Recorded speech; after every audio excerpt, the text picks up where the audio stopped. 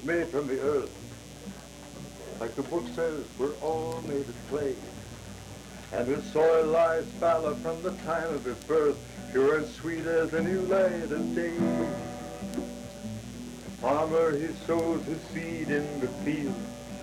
In his faith, he knows he'll have grain. But the giver of life, he knows not his deal. Will it say bring him pleasure or pain? In this world there are two giant trees to be found.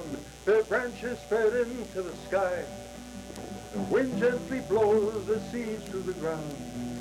Where waiting for water they lie. The one tree's love and the other is hate, and they grow in man's common earth. Which one will take root? Which one be your fate? Which tree marks your life from your birth?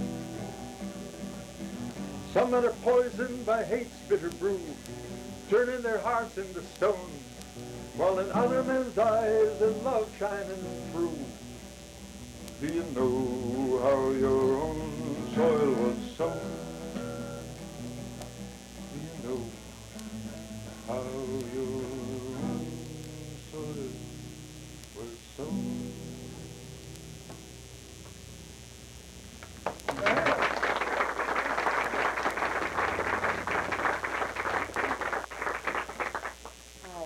Bonnie. This is my husband, John. And we often go to play bingo at the Chicken Ranch Bingo just the other side of Jamestown. About a month ago, I went alone, but I was doing preparation for my papers that look like this without the ink all over them. And when a thin, rather attractive young woman, about 35, came very briskly in, sat down just a little bit opposite me on the table, and started asking questions, and I'm the helpful Hannah type, so I was trying to answer them as best I could. And as the hour wore on, her questions were beginning to bug me, so I said rather pointedly, please read your program. It'll give you all the answers that you're asking me. Well, she just said, you know, I don't need them. And she mumbled something, but I couldn't understand it. And then well into the second hour, her questions were really getting to me. I began to lose my patience. I'm sorry. I said, please read your program. I paid $60 or $70 for this pile of papers, and I need to win some big money, okay? And, oh, I observed she didn't have a program. They're right up at the front desk. You can go get one right now. For both our sakes, please. So she, went up there. She came back. She said, there, I have one. And sat down. She wasn't mad or anything. She was just very brisk. And I asked her, please read your program again. She says, I can't be bothered. It's too technical for me. Well, I decided to ignore her because I had already missed several numbers, which means you aren't in the running for getting a nice dollar prize. And when she excitedly said to me, what's this? What's this on my card? I said, you got a bingo. Yeah, quick. She said, bingo! She won $250. Wow. I mean, it was great. It was the very first night there. And I don't know why. Maybe she was trying to get away from my nagging. But anyway, she moved away at another table. And I complained to the lady beside me that this young woman was really getting to me. And I was kind of glad that she moved away. And she wouldn't let me help her in the way that I thought she needed. She only wanted to have the help that she thought she needed. Since she kind of knew, I thought I could help her. Anyway, I was sitting there, and I had the most awful thought. Oh, my God. What if she can't read? Oh. Poems. Roses are red, Now. violets are blue. Sugar is sweet. I wait for no late night. Science. Stop, turn right, one-way detour, road closed, exit. Happy birthday Menu. to you. Hamburger, cheeseburger, grilled cheese, tuna salad. Stories. Once upon a time, there was a wicked witch who Song. lived with 2 children in a wood. Application. Date of birth, schools attended, physical ailment. Directors. Scheduled. They're good on Sundays only, certain restrictions. Test. Tests. Oh. Report card. Johnny's behavior is not good. He doesn't pay attention. He never turns in his homework. I'm afraid he's going to be held back. Books, catalog, Instructions. Insert through A into the lower right hole. Attach Newspapers. In New York today, the stock market took a nosedive that wiped out most of this past year's recovery. love letters, Dear John, Magazines. Business cards. Magazines. Warranties. Certificates. prescriptions. Stop! I can't read.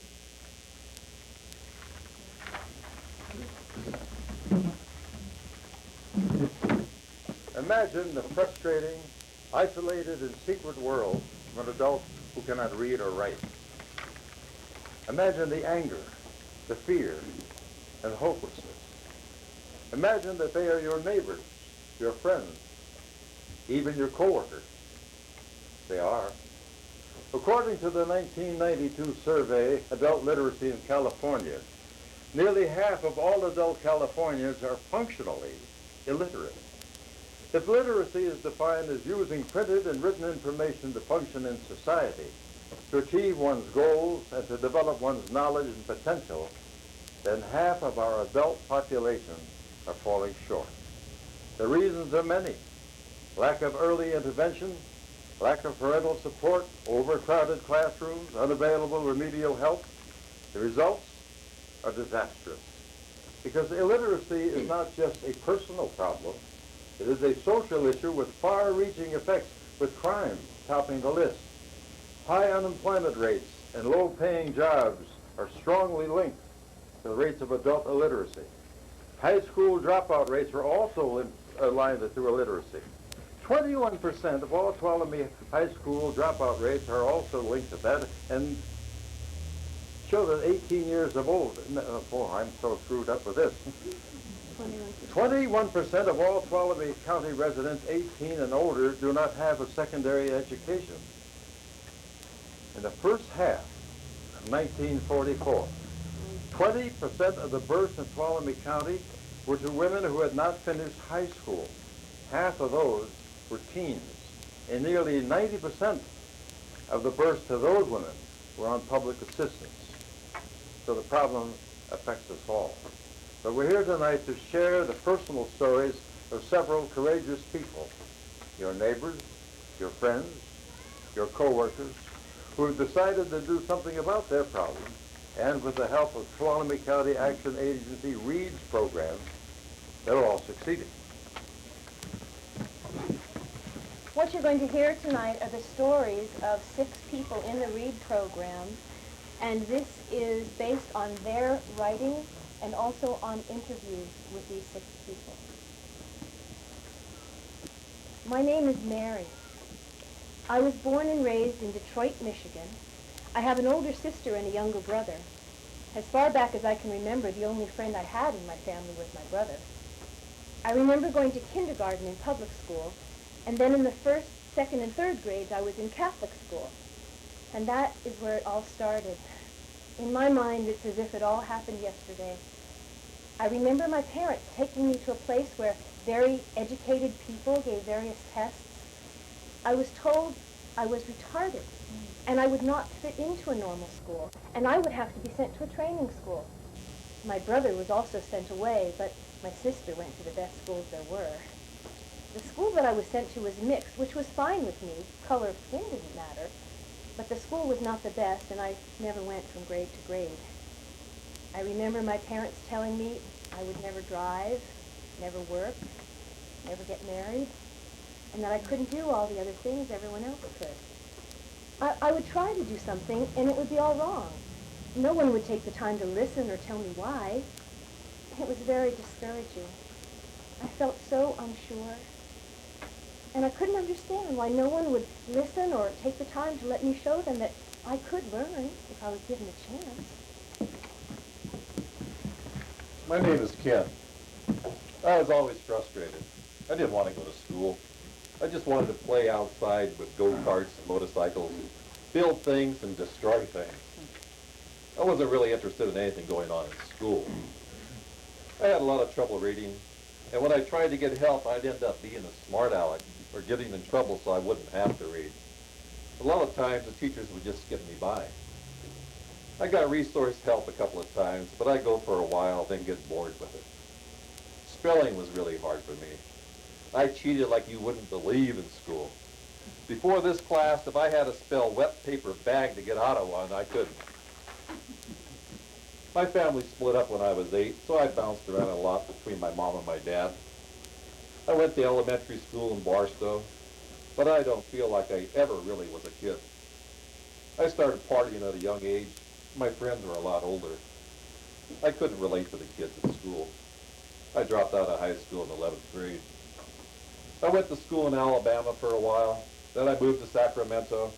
I tried to get help, but the high school principal said I was an anti-social person, and they didn't really want me at the school, so I went to independent study. I worked at home, got a job. I just kept bouncing around, bouncing around. That's all I ever did, all my life. I graduated from high school with B's, but I graduated. They just kept on promoting me. I took classes where I could just get through. I just wasn't ready. To me, where I got fouled up was the very first grade in grammar school. There were 8 grades in one classroom. Now, we had a school teacher who wanted to sit out under the pine trees and draw pictures and take us on field trips, and that's all he cared about. So that first year, most of us kids in the first grade fell down. We got left behind because we weren't taught a thing. And so it started right from there. I never had outside help. It was sink or swim. My mom tried, but she couldn't. In the last couple of years, I just found out that my dad only went as far as the 3rd grade. I thought he'd gone on to the 8th and had to drop out to help on the ranch. When he had the stroke a few years ago, he was alert, but he couldn't talk. I said, can't we get a pad and let him write on it? That's when I found out he couldn't spell. My name's Marvina. I was 14 when I had a son. I'd been a straight A student up until that time. In my freshman year, I just said, forget it. I met my ex-husband. He was older than me and out of high school, and I ended up going with him all the time. High school wasn't the place to be. They kicked me out of school because I was pregnant. In my sophomore year, I wanted to go back. They said I couldn't because I had a child. They said, you're no good. We don't want you here. They sent me to the dome. They said I'd fit in because I was a misfit, just like them. I never got to be ornery, because I always had to watch my sisters and brothers. If I ever did anything like that, I would have been beaten with a leather strap. I wish I could have been ornery. I feel robbed of my childhood. I think everyone's entitled to a childhood. You got something to remember for the rest of your life. Sometimes I look back, and there's nothing there, and I feel cheated. A lot of my friends got to do pranks. My name is Don. It all started before the 4th grade, but I remember that grade because I could not read or write. But they still passed me to the 5th grade. Then, after 2 months, they put me back to 4th. I was so humiliated at that time, I did not even try to learn. I just knew that all my friends were thinking that I was dumb and stupid. They were going on, but I was going back. That made me feel so dumb and stupid, I just stopped trying. I was the big kid in the class now. I did things in class that were funny, that made the other kids pay attention to me. Well, that meant that I was in trouble all the time. I spent more time in this little room just off the classroom or outside the classroom door than I did in the classroom. I remember spelling tests. To keep from embarrassing myself, I'd just get myself in trouble, and they'd send me to the little room. I'd start to take a test, and before it was over, I'd have myself in the back room. I did it because I knew there was no way I was going to try to spell the words out loud to the teacher and have everyone else hear me when I knew I couldn't spell them. I have a vague memory of a tutor for about a week or something. My family didn't help. They drank. My name is Leo. I had all my education in Mexico. So when I came to the United States, I didn't know any words in English. I lived in Tracy for 10 years, and I went to school in Tracy. I studied English as a second language. I only completed the 6th grade in Mexico. When I was 8 or 9, my education stopped because I suffered an injury. I suffered convulsions, sometimes 2 or 3 times a month. I was unconscious for maybe 3 hours, sometimes in dangerous places, swimming, playing, riding bicycles. For that reason, I didn't complete my education. Jalisco, Jalisco, Jalisco, tú tienes tu novio que es Guadalajara. Muchacha bonita, la piel enherrada, todo Jalisco que es Guadalajara. Ay, Jalisco, no te rayes, que para en el alma cantar con cielo. Cabrillo por el pecho, echarme su grito, qué lindo Jalisco, palabra de amor.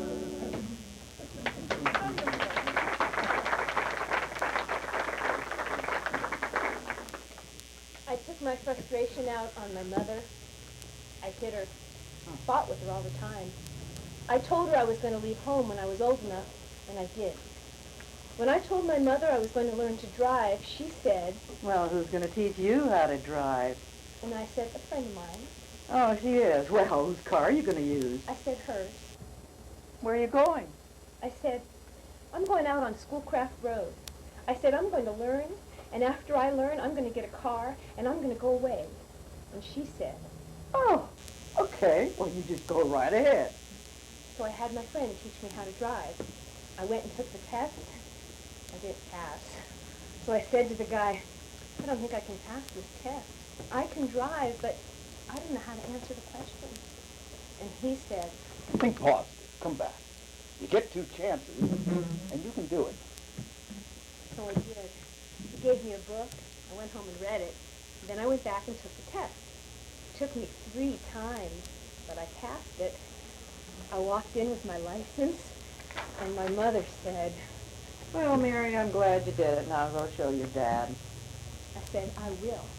So when he came home, I showed him, and he said... Well, you did it, Mary. You did it. Guess you were right after all. You're determined. Now what are you planning on doing? That's when I moved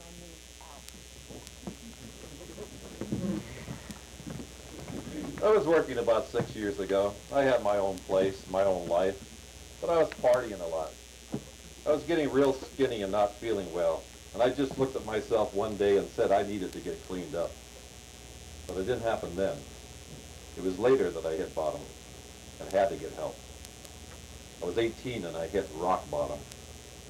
I went to my mom's house. I told her, "What are you doing? You have no life." And her boyfriend punched me out.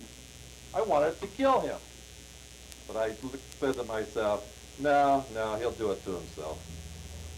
I said, "Mom, it's time to change, and I'm already on my way." I asked my dad for help, and he brought me up to San Andreas.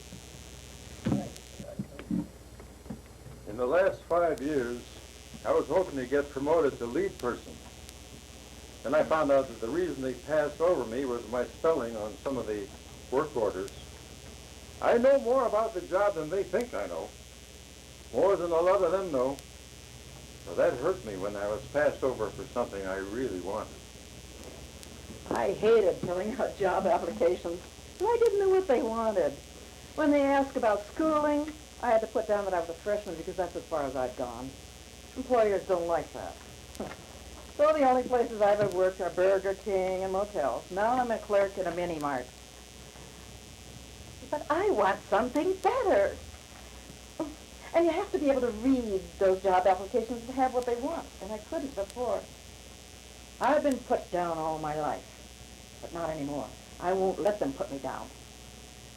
My dad doesn't know how to read or write. My brother Bobby quit school when he was a sophomore. One sister finished, and the rest quit high school, too. My mother was an LVN nurse. She was educated, and my dad ruled the roost. My parents told me, you're too old. You're not going to get it. Everybody I knew said that even if I got the GED, it wasn't worth anything. I'm taking this class because I know the GED is worth something. And I can get on with my life. I dropped out in 11th grade. I was 18 then, and I could do it. So I did. It was easier to go to work than to stay in school and struggle through or just pull the same stuff I pulled the whole time. I started off in a winery. I was a good maintenance person. I went through a maintenance program, and I've been a maintenance mechanic for 26 years. In the training, you had to read some. But if I knew what I was reading about, I could read. I could just ad-lib it, I guess. But if I really knew how to read, I could have been a maintenance manager or maintenance supervisor. I could have written out work orders. There were times when I worked graveyard and they gave me work orders and I had a heck of a time reading them. If you don't have it done the next morning, they want to know why. They'll fire you. I had a heck of a time reading what he wanted done. You had to list the parts you used, the time it took. Luckily, there was a reference book and you could copy out of the book or off a box. I spent a lot of time faking it. I never told anybody I didn't graduate. It was in the closet, doors shut. But I learned a lot of tricks.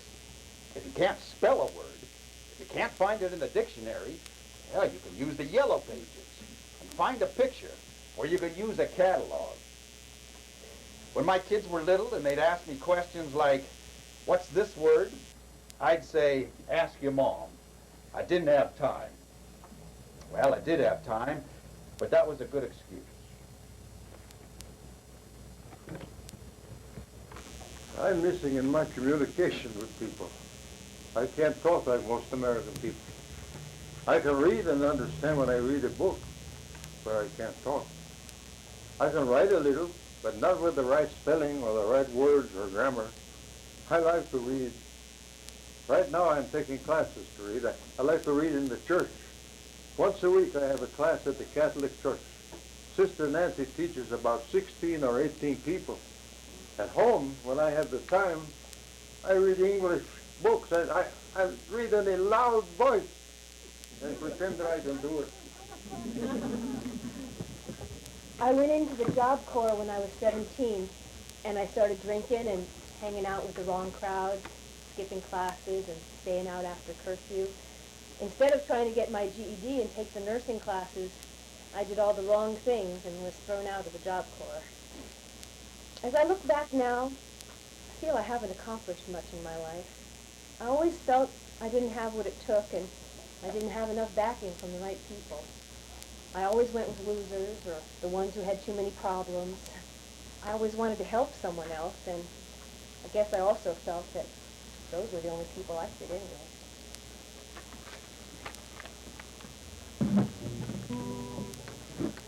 I peeked in to say goodnight. There I heard my child in prayer, and for me some scarlet ribbons for her hair. All the stores, they were closed and they were shuttered. All the streets were dark and bare. In our town, no scarlet ribbons for her hair. Through the night, my heart was aching just before the dawn came breaking. I peeked in, and on her bed in gay profusion lying there, lovely ribbons, scarlet ribbons, lovely ribbons for her head. If I live to be 100, I will never know from where came those ribbons, scarlet ribbons. lovely ribbons for her hair.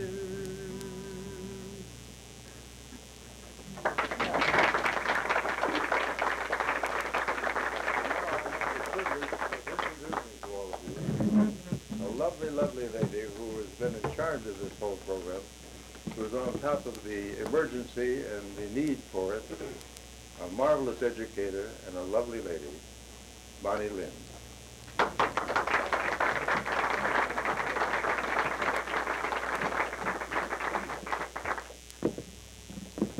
evening to all of you, and welcome. It's so wonderful to see you all here tonight to celebrate actually what President Clinton proclaimed yesterday as an International Literacy Day. So I think he did that just for us and for our president. And we approve. The word literacy does not immediately send chills racing up and down my spine. Perhaps that's because it's just a word. And as I tell my students, words alone have no meaning.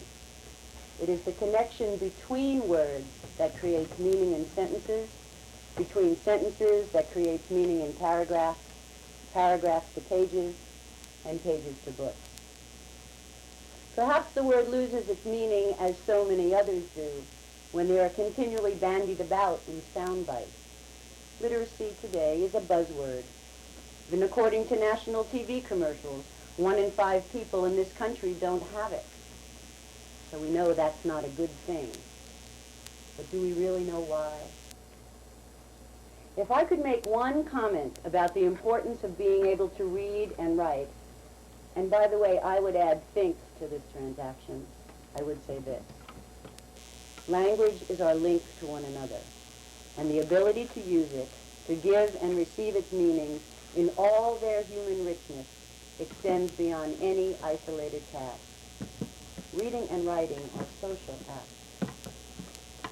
So when we, as literacy providers, offer services to adults who, for one reason or another, have been blocked from these rich transactions, and when these adults tell us that meetings with their tutors, one-on-one, and in the writing group with their peers have changed their lives, then we have an inkling of what literacy means. Self-esteem is another much-used and abused word. But when Mary passes 3 of her GED exams, or when Mel tells the group he made a phone call to straighten out some sticky situation at work, a phone call he says he never would have made before he started the program, or when Marvina gets a pay raise at work, or when Ken barely gets a paragraph down on paper the first class meeting, and then pours his heart out, filling up 2 pages, bringing him 1 assignment closer to the GED and truck driving school. Or when Leo increases his ability to communicate at the senior center, where he makes life richer for all who enter. Or when Don, who came to class literally shaking, tremendously shy, proudly gives an interview to the newspaper about his recently written essay. Then, self-esteem is no longer just a word. It is rich in its connection to the real lives of real people. And the READ program is only one program available to adult learners in Tuolumne County. And I'm sure teachers at Casina High, Motherlode Job Training, and Columbia College, as well as people who work with the GAIN program and private tutors, all have similar stories to tell about people whose lives have been changed. You've heard some statistics tonight about Tuolumne County, and these are real. There are people in this county, many of them, whose lives would be very different if their ability to communicate were enhanced. And the READ program is, of course, and yes, a program of volunteers. Volunteer tutors work one-on-one with students, and READ tutors have been devoted to their students, celebrating their successes along the way. The way the program now works well, it seems ideal, since students get one-on-one attention as well as essential support from their peers in group work. And it's true that READ program funding has been cut, and your donation tonight will help sustain the program. Or perhaps you'd like to volunteer and become part of this wonderful journey. Now, before I read a very special essay, I would like to point your attention to the list of literacy providers on the back of your program. If you or anyone you know is being held back from the life he or she deserves because of problems with reading or writing, contact somebody at one of these programs today. Make that connection, and in doing so, create some meaning. Don wrote this essay for an assignment. The article he refers to in the essay was published in the summer issue of Cowlit's newsletter. It is the personal story of an adult learner, but I'd rather tell it in Don's words. Options by Don Busby. It has come to my attention over the past few years that we all have options, like the option to get an education. Unfortunately, some of us didn't get one when we were in school. I read a story the other day about a man named Oliver. He was an alcoholic and a drug addict. He couldn't keep a job or a marriage for very long. He was homeless and hungry most of the time. He also didn't have an education. And at that time, he didn't know that he had options. However, Oliver ended up making some good choices. He went to AA. He stopped drinking and doing drugs. And he also got an education. Oliver is now married. And he has written a book called Chuck the Duck. There are many people in the world today who have options and don't know it. Many don't have an education and may even turn to drugs or alcohol. Some might have a job that makes them reasonably happy, but what happens when it all comes down or the bottom drops out of their lives? They can't do their jobs any longer, or maybe they hit bottom with drugs or alcohol. They don't have an education, so they can't read or write very well. What would you do? The question to ask now is, what can you do for yourself?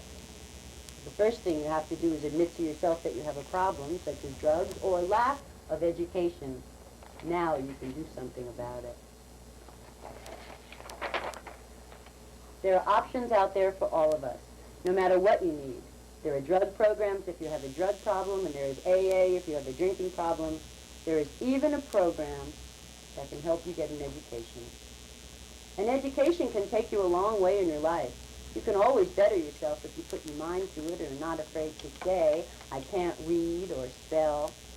Just find the right people and they will help you.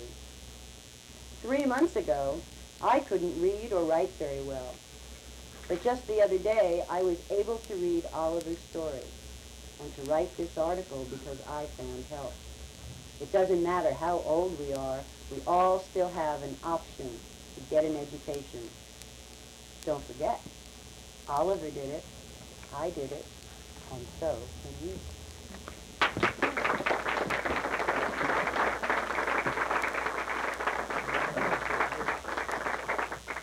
Well, now I'm 47 years old and I cannot do the work I have done all my life. I need to be able to read and write to get a job that I can do. I cannot believe all the things I have missed in my life so far, just because I couldn't read or write. A while ago, I got hurt in a job, and they sent me to rehab for job training. And you have to take all kinds of tests, just like the GED. I know I failed it. I had to pick out words that were spelled wrong. Well, I could sound the words out, but they all sounded right. In the reading part, they'd ask you questions about the story, and I couldn't do it.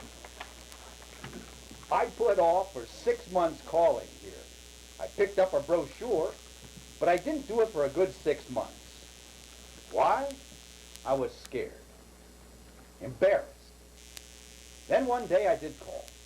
The answering machine said they had a program going on in the office, and then I hung up the phone. It took me another 2 or 3 weeks to call. It was hard to do. Well, the turning point that made me start this program was when I found out about my dad. I thought, there's no way I want to be in that shape. It was very hard for me to take the step to come on and say, I need help. My wife doesn't understand. She has no problem with reading and writing. Since I've been in this program, I've had a lot of fun. I've enjoyed it and learned a lot. But she doesn't think it should be the first place. The hardest thing was when I came back after Dad's stroke and I got to thinking, I need to do something. Then I read an article in the paper, got the phone number. It took me a while, but I finally did call and say, okay, I need some help. I enjoy sitting down and trying to write something new, even if I have to spend half the time in the dictionary. Now I want to learn more. My daughter struggles. We got a grandson that's going to be in the same situation, I think. I figure if I can help myself, that I can help them. I can sit down now and read stories to the kids. I don't want them to think their grandpa doesn't know how to read. I want to teach them about what things mean to me. Lately, since I've been married, I've started to realize that I couldn't be doing all the things I'm doing and have something be that wrong with me. So now I'm trying again. Today I'm here learning and growing, and I've passed 3 tests on the GED. I know I can make it. I have a wonderful husband and an adopted child. I'm older and wiser, and I have the right people behind me. I'm working at this time in my own home. I have my own daycare, and I'm licensed. Children are very special to me and a lot of fun. It's also very hard work. We go on field trips, we paint, sing, draw, make things, go on walks, and we read. I'm in this program because I want more from life. I want more from my family. I've learned a lot about people in my life, and I feel like I died already. I hit bottom so bad. I've gone through the GED program 6 times and quit, but this time I'm going to stick with it. I passed everything but literature and writing skills, and once I get my GED, I can get into a truck driving school. This class has done more for me than anything. I have goals and I can see them now. I can see them clear as day. I don't ever want to relive this life, and I want my kids to have a direction. I don't want them to grow up and be in the streets like I was. The value of an education is to get a better paying job so I can learn more. I don't want to be just making a minimum wage. I want to do more. I want to have more. And in order to get it, I got to earn it, huh? I like working with computers. And I'm really good at it. And I have to have my GED so I can go on with it. You have to learn how to read in order to work with computers, right? Well, back when I was pregnant, when I had to quit school, we moved to Germany. I was there for 3 years. I got to see a lot of pretty places over there. I lived in New Ulm. They have this church called the Minister, and it has a really tall steeple. I got to climb to the top, and I could see forever. It's so pretty and clean over there. I also got to go to Austria, where they have the Olympics, winter. They had flowers there that only bloomed in the winter. They were really pretty. If I could give girls like me advice, I would say, fight your way through. Well, I'm 72. Well, I feel 50. I don't feel like an old man. When I'm with people I can understand, but I can't talk. It makes me feel frustrated. I want to be able to express my thoughts to other people.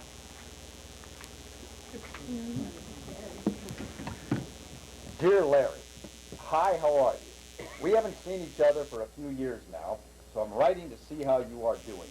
I am fine. I started a writing class and a spelling class too. It is fun. And it is helping me learn how to read and write better. I know because you are my friend that you have the same problem that I do with reading and writing. I know that you did finish high school, unlike me, but we both need to learn how to read and write. Just think, if we are good at reading and writing, we can write to each other and understand just what we are trying to say. Also, you would be able to read the newspaper and know just what is going on in this world. You have said at times that you don't like your job, but you don't know if you could get another job because of your reading and writing. Well, here is your chance to get some help. I did it, and so can you. There are so many agencies that can help you learn how to read and write well, and they are free. So give me a call. Or better yet, write me, okay? I will give you some phone numbers to call about reading and writing. Or we will just see about going fishing. Your friend, Dawn. I like to write poetry. At Christmas, I can't buy everybody a Christmas present, and I wanted to give them something special, so I write them a poem. To me, it's giving love, giving something special. I like to write poems, and I also like to write down new words. I also like to do a lot of writing at home about things my child does or places we've been. I would like not only to spell better, but to have nicer writing and better ways of putting down what I want to say. And I'd like to be able to write a letter without having to look up all the words. I think it'd be nice to write a book. If I could tell a child one thing that would help them get through what I've gone through, I would tell them, you're beautiful and you can make it. My family and I are having a hard time without me working. My wife has been understanding, but there are a lot of days that I stress really bad, and it's hard for me to be patient and understanding, and I take it out on my family. I know that's not their fault, but sometimes I react without thinking, and then I realize I shouldn't. I'm going through a hard time in my life with stress and anger and trying to keep a calm, clear head. But it's hard when you want so much more for your family. My wife is working and I'm not. I'm taking care of my sons. My wife wants to take care of them, but I haven't gone back to work. And I'm not used to not working. It's been almost a year since I worked a full-time job. But getting laid off was the only way to get help, to try to get what I wanted instead of working where I'm not comfortable just to get my family by. I haven't passed all of my GED yet, but I have not given up on myself, and I will not give up. I'd like to share with you my letter to my friend Beth. Dear Beth, how are you doing? I hope you are fine. Well, I know you haven't finished high school. I have started going to a reading class. I thought I was going to get laughed at, and I was going to be made fun of, but it wasn't like that. My teacher's really nice. I couldn't read in front of anyone before, but my teacher really makes it easy for me. My classmates are easy to work with. We all work well together. Maybe when you come to visit in a couple of weeks, Beth, you can go to class and check it out. So when you move back, we can go to school together, and we can get our GEDs. This course has really changed my life for the better. I feel more confident about myself. I know you will, too. I know you're nervous, but like I said before, we're friends. We support each other, so we can all learn a lot more. Well, bye for now. Please call me when you get this letter, and we'll talk. Love always, your friend, Marlena. Whoops. I would tell a child in my situation to ask for help. If they can't, find somebody who can. That's what I needed. If it were an adult that needed help, I would invite them to come with me to a class. Rather than say, you need to do this, I would invite them to show them that there is a way to learn. I would like to read you one of Mary's poems called Learning. There are so many things to learn. We can learn with our eyes. We can learn with a touch or by listening. Learning may seem hard at first, but all you have to do is read, write, and think. If you have trouble, that's okay. A baby starts without knowing how to walk. A kind smile and a hand to hold make it all seem easy. So ask and try. And if you struggle, that's okay. Just believe in yourself and try again. Speaking of trouble and struggle, John and I would like to tell you of the story of John Newton, a true story. He went through a lot of struggle and a lot of trouble too, but he still came out of it on top, and he gave something beautiful to the world. You'll find out a little bit. John? Well, John Newton was an Englishman born in London in 1725. Now, his father was a sea captain, and in the days of sail, being away for 2, 3, 4 years was not that unusual. But John had a magnificent mother who was a very wonderful woman. She taught him to read and to write from the Bible. even Latin and the rudiments of mathematics. And Greek, too. Taught him a little Greek. So I wanted Dean to know that. But at any rate, she taught him very well, but at the age of 7, when he was only 7 years of age, his mother died. Now, in today's modern psychological knowledge, we know that the word abandonment is applicable to anything. And young John Newton, 7 years of age, with his father away at sea and his mother lying there dead, felt abandoned. When the father came home, without hesitation, he married again. And once again, little John Newton was totally and completely abandoned because his new mother didn't want him around and sent him to an English boarding school. If you know anything about English romantic history or anything like that, you'll know that the boarding schools were very harsh because the teacher held full sway, and the parents were always absent so they could be whipped, they could be beaten, fingers, back, whatever, and it was very rough for little John, and he felt abandoned again. Nobody loved him. And twice during his very young age, he very nearly died from various accidents. And he said, I wonder why I am saved. Why am I allowed to live when I came so perilously close to dying? And then he would forget that and go back to his profligate ways. But when he was only 11 years of age, his father put him on board a ship with him. Now here's an 11-year-old boy, now with sailors who have sailed all over the world. And if any of you ever sail all over the world, you know that they're not the most, well, couth people in the world. And so he learned how to curse and to revile the Lord. He learned how to drink and to chase after women. But he did have one saving grace. He fell in love with a very lovely young English girl, and he went AWOL, if you will, from the ship he was on to go to see her. But that ship happened to be a British warship. And in those days, abandoning your ship meant hanging. Well, they were kind to young John because his father was a sea captain, and of course the captain of the warship knew his father. So they flogged him something like 40 times and transferred him to a merchant ship, which immediately took him down to Sierra Leone in Africa. Now there, he worked for a man whose wife was black, and she was crueler to him than most slave owners are to their slaves. For 1 year, he struggled along on the land of Sierra Leone with nothing more at this point than a pair of ragged pants and a torn shirt. And a ship came and anchored there, and that captain knew his father.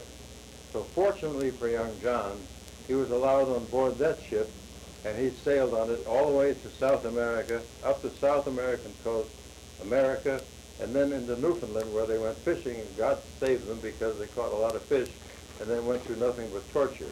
But John was regarded by the ship's captain as A Jonah. Yes. A jinx.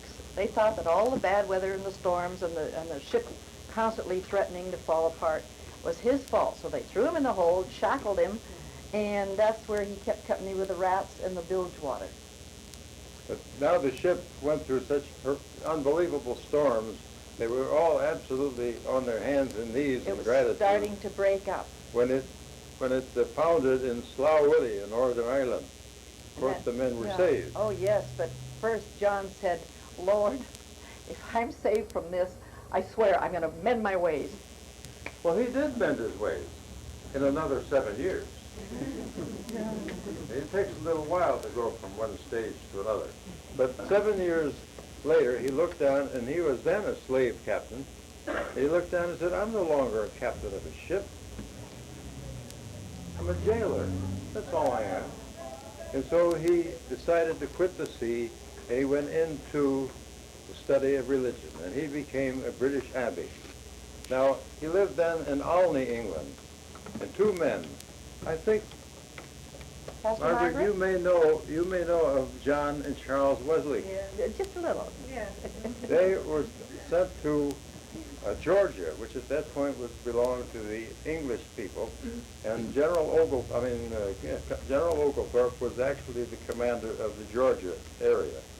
And so now Cowper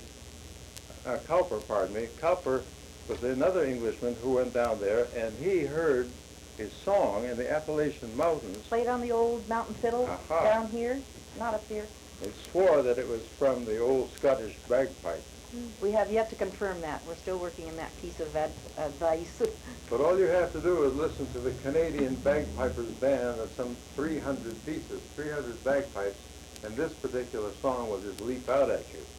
But Cowper, the English composer, went back to Olney, England, where he was John Newton's next-door neighbor. And brought the music. Yeah, where he brought the music he heard in the Appalachians. And then Sir John Newton had written a poem. He had written words that just fitted this music from the southern Appalachians like a stoking glove. And this might be a tune that you know. Amazing grace. Is my tune low for you? Amazing grace, how sweet the sound that saved a wretch like me. I was lost, but now I'm found. Was blind, but now I see. 'Twas grace that taught my heart to fear, and grace my fears relieved. How precious did that grace appear the hour I first believed. When we've been here 10,000 years, bright shining as the sun, we've no less days to sing God's praise than when we first begun.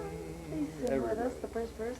Amazing grace, how sweet the sound that saved a wretch like me. I was lost, but now I'm found. Was blind, but now I see. Thank you.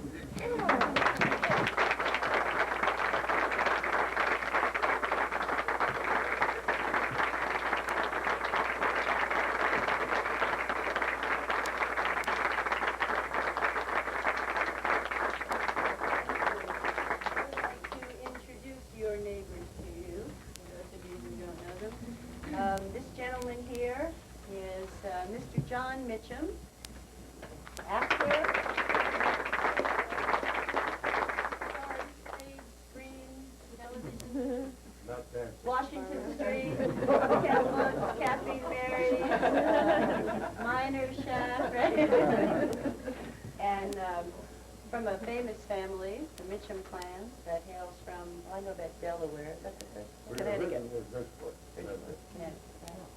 And John is also the author of a book called Them Ornery Mitchum Boys, and it's in vignettes, and we have been using that as a text in class. So my students have been reading that, and in fact, that segment that you heard tonight when Morvina talks about never having gotten a chance to be ornery came from an assignment after we had read part of John's book and stuff, and the students were asked to write about times that they were ornery. Still are. John has outdone those being ornery. And also, the wonderful story that you heard tonight about how Amazing Grace was written is part of the research that John and Bonnie are doing for a record on the history of folk music. Is that right? It's a video series. A video series. Called Songs of History. Okay, thank you. And since you were next here, taking over, I'll introduce you. And Bonnie Mitchum is an actress and a songwriter and a writer in her own I right. don't write songs, I only wish I could. Oh, well, see, you left this all up to me informally. I think. I write stories. Okay. And let's see, you have been a teacher of sacred Dance and drama. dance and drama.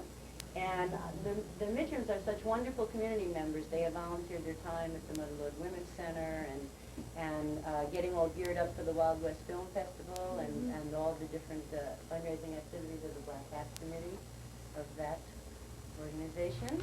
So we're really lucky to have them. And Neil, let's see, what did Neil tell me to say now? Neil, last night I did it wrong. I did everybody wrong last night. They left it up to me, and I just said what I wanted. Okay.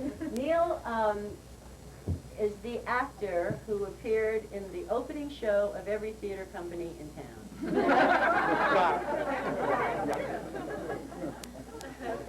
Okay. Well, let's name them. Okay. Dracula at SRT. And Fleeter here at Fallon, and then and Angry Housewives. and Angry Housewives for For Stage Stage 3 3. Theater Company. Are there any other theater companies in town? And Neil also teaches classes at Columbia College and also has a stress management consulting business. Is that right? Okay. Got that all in. Okay. And Barbara Siegelmill came to town when she was artistic director at the Fallon House when Dave Purdy was on sabbatical. And Barbara now co-directs Stage 3 Theater Company with Neil. Neil and Barbara have just finished a wonderful run of Remembrance in the Murphys, and they agreed to come and join us in this and do this while they were in rehearsal for Remembrance and then opening it. And Barbara has taught drama at Twain Hort School, and she's now teaching special ed at Twain. And Ron Pickup is also a teacher, has been a teacher of both developmental writing and creative writing, and he's publisher of the Mind Print Review literary magazine. He's a photographer and a wonderful writer and a native of Tuolumne County who writes beautiful memoirs of his boyhood in Maloney's. And a dear, dear friend of mine. One of the organizers of the Celtic Festival when it was in its heyday. That's it. These are my buddies, and I'd like you to give them another hand. They're wonderful.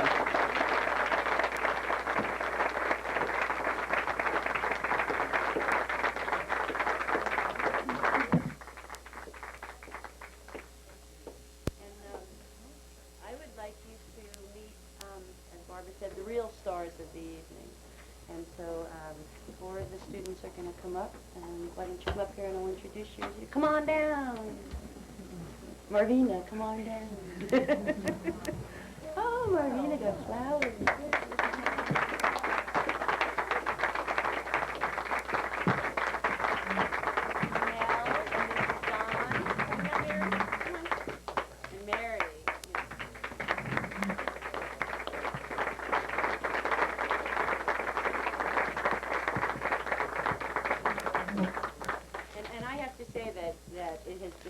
A joy and a privilege for me. I get to where we're meeting class, and I'll get there at 5 to 7 or whatever, and they're all there waiting to get in. And, I've taught in other situations where that isn't the case. I can tell you that. So this has just been a joy. If you have questions for the writers, the authors tonight, please feel free. We all have something for you.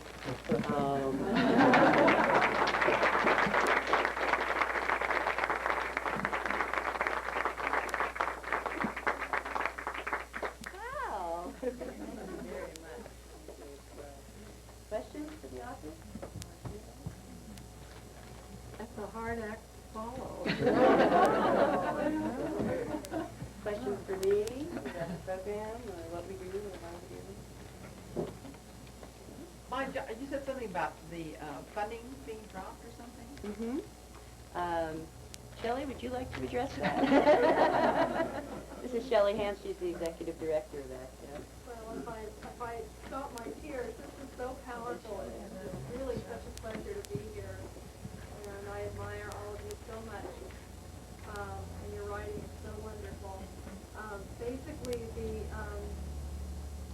have had different funding sources to keep the program alive, and those are being cut by the federal government. And so we're doing everything we can in hopes that perhaps Watson's is working with the library more and doing everything we can with strengthening volunteer pool and trying to keep the staff, the wonderful staff we have to continue the program. So at this point, we don't have any funding past the end of September and have a little bit of a cushion of donations, but that's where we are. But this is too marvelous. But for those of you who came in before or after I was at my post out there, then there's $5 admission. I have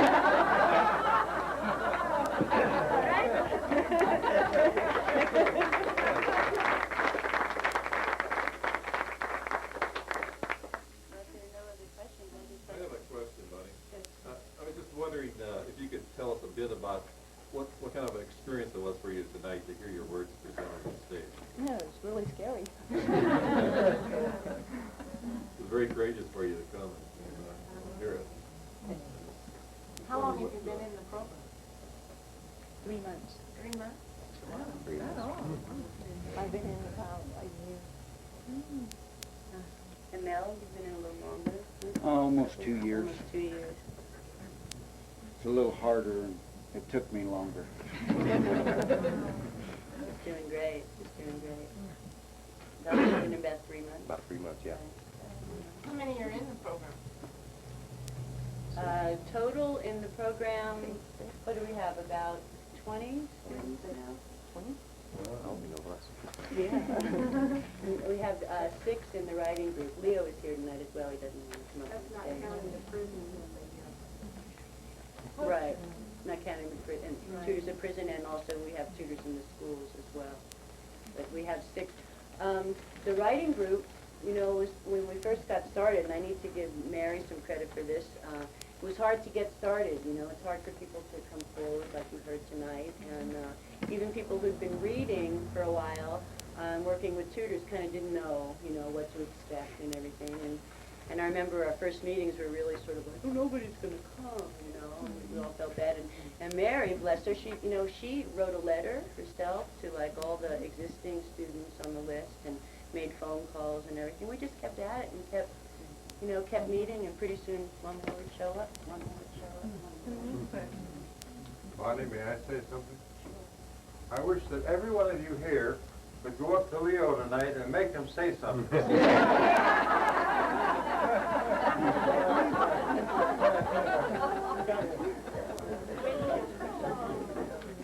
want to know, did your friends who you wrote to encourage to come go with you? Tell the truth. The one that I wrote to lives up in Nevada, and she hasn't come down yet. Mine was make What believe. training do you give your tutors? I mean, your pool of tutors, numbering how many and what training, or where did they get their training? Okay, actually the program in terms of the kind of curriculum we use is different for what I use in the writing class and the tutors.